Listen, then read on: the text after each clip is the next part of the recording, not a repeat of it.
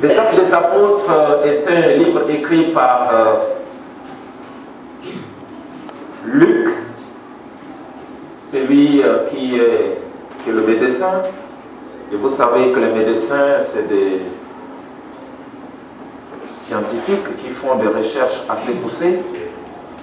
Et il nous a dit qu'il a fait des recherches et les résultats de ces recherches lui ont donné des informations fiables. Et il les a couchées dans ce texte sous le titre Actes des Apôtres. Nous le lirons à partir du chapitre 27e.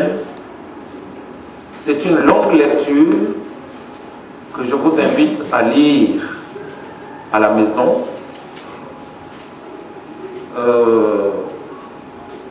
Les juristes, vous serez très émerveillés de lire même les chapitres précédents et les chapitres qui suivent, parce que vous allez vous rendre compte que Paul a développé son argumentaire devant le tribunal romain et son éloquence pendant qu'il défendait sa cause était claire, que si vous parvenez aussi à comprendre comment bâtir votre argumentaire, sinon votre argumentation, comme Paul l'a fait, vous ne pouvez que remporter vos procès. Je vais donc lire quelques extraits. Je commence au verset 1er du chapitre 27. Lorsqu'il fut décidé que nous nous embarquerions pour l'Italie, on remit Paul et quelques autres prisonniers au centenier de la cohorte Auguste nommé Julius. Ce n'est pas ce nom qu'on m'a donné parce que moi je suis honorable, Auguste Assemblée, honorable. Donc je suis particulier.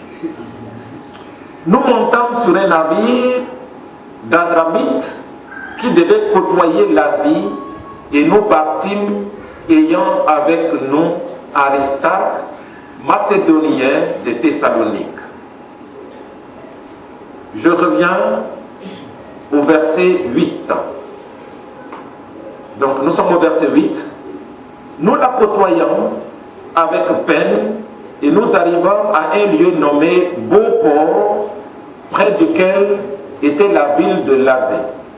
Un temps assez long s'était écoulé et la navigation devenait dangereuse car l'époque même du jeûne était déjà passée. C'est pourquoi Paul avertit les autres en disant: ô homme, je vois que la navigation ne sera pas sans péril et sans beaucoup de dommages, non seulement pour la cargaison et pour le navire, mais encore pour nos personnes. Donc l'avertissement de Paul ici, qui prévient du danger qu'ils encourent. Ils perdraient leurs marchandises et leur vie, la vie des personnes, était aussi en danger. Le verset 11. Le centenier écouta le pilote et le patron du navire plutôt que les paroles de Paul. Aujourd'hui, si un pasteur donne un avertissement, on dit il ne connaît rien. On préfère écouter les experts de l'ONU, de FMI, de la Banque mondiale, mais lorsqu'un serviteur de Dieu donne un avertissement, on dit c'est un malade mental, qu'il faut l'envoyer chez les psychiatres qui vont s'occuper de lui. Et cela ne date pas d'aujourd'hui, c'était également la même chose. Le centenier aimait bien Paul, et la suite de la lecture va nous démontrer, mais étant inscrit dans la logique de faire confiance aux experts, ce n'est pas une mauvaise chose de faire confiance aux experts, mais de temps en temps, il faut se rendre compte qu'il y a Dieu aussi qui change le cours de l'histoire. Donc le verset 11, le centenier écouta le pilote et le patron du navire plutôt que les paroles de Paul. Et comme le port n'était pas bon pour hiverner, la plupart furent d'avis de le quitter pour tâcher d'atteindre Phénix, port de Crète qui regarde le sud-ouest et le nord-ouest afin d'y passer l'hiver. Un léger vent du sud vint à souffler et se croyant de leur dessein, ils levèrent l'ancre et côtoyèrent de près l'île de Crète. Mais bientôt, un vent impétueux qu'on appelle Eurachylon se déchaîna sur l'île. Le navire fut entraîné sans pouvoir lutter contre le vent et nous nous laissâmes aller à la dérive. Vous voyez qu'ils sont allés à la dérive. Passons au verset 22. Maintenant, je vous exhorte à prendre courage, car aucun de vous ne périra. Il n'y aura de perte que celle du navire. Un ange du Dieu à qui j'appartiens et que je sers m'est apparu cette nuit et m'a dit, Paul, ne crains point, il faut que tu comparaisses devant César, et voici, Dieu t'a donné tous ceux qui naviguent avec toi. J'aime bien cette expression, voici, Dieu t'a donné tous ceux qui naviguent avec toi. Voici, Dieu t'a donné tous ceux qui naviguent avec toi. C'est pourquoi, ô homme, rassurez-vous, car j'ai cette confiance en Dieu qui en sera comme il m'a été dit. Mais nous devons échouer sur l'île. Et donc, c'est la suite qui continue et je vais prendre plutôt à partir du verset, je commence au verset 31. Donc je continue au verset 31. Paul dit aux centeniers, aux soldats, si ces hommes ne restent pas dans le navire et que vous ne pouvez être sauvés. Parce que les marins cherchaient à se sauver la vie. Les autres extraits, je vais y revenir pendant que nous cheminons ensemble, mais je voudrais que nous comprenions ici que Paul, lorsque le Seigneur l'a rencontré et qu'il s'est engagé avec Seigneur Jésus-Christ, les Juifs n'étaient pas d'accord avec son choix parce qu'il a commencé à prêcher Jésus-Christ ressuscité.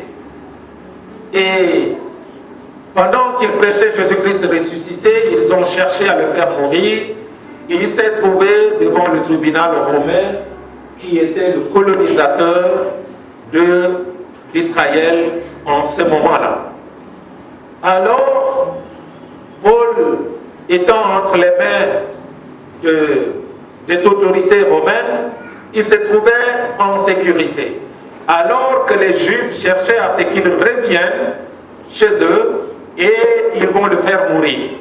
Alors pendant le procès, il s'est rendu compte que le roi ou le gouverneur voulait satisfaire plutôt les Juifs, cherchait à le faire revenir à Jérusalem pour trouver la mort. Alors il a fait appel à l'empereur et il devrait partir à Rome. Et c'est pour cette raison que Paul s'est trouvé dans le navire avec les autres pour se rendre à Rome afin de comparaître devant l'empereur romain. Le thème de notre message ce matin qui s'inscrit dans le thème de l'année est ma présence dans le navire. Ma présence dans le navire.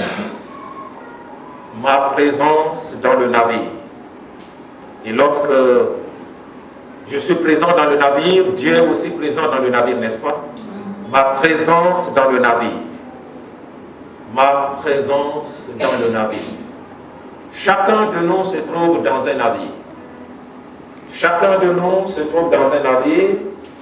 Je ne sais pas quelle est la destination de ton navire, mais Paul ici, sa destination était Rome, l'Italie.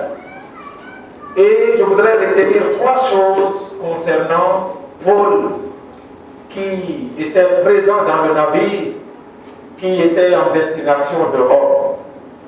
Et ces trois choses sont aussi valables pour nous. La première des choses est que Paul était un chrétien engagé. Il était dans le navire en sa qualité d'un chrétien engagé. Un chrétien engagé. Parce qu'il a rencontré Christ sur le chemin de Damas.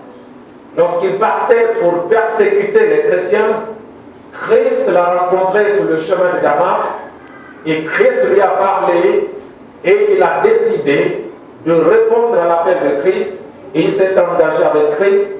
Lui qui était hautain, qui cherchait à donner gloire à ceux de sa tribu, ceux de sa religion qui est le judaïsme, s'est rendu compte que les promesses faites par Dieu à Israël s'est concrétisées par Christ qui est venu sur la terre.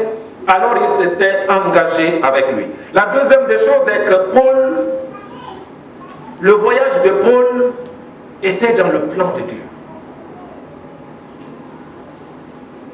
Paul voyageait tout en sachant qu'il était dans le plan de Dieu. Et chacun de nous était chrétien engagé, et chacun de nous faisons des choses que nous sommes convaincus que c'est Dieu qui nous demande de faire telle ou telle chose.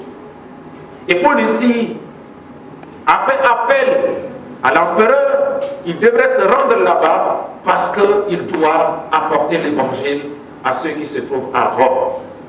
Troisième des choses est que Paul recevait des informations de Dieu.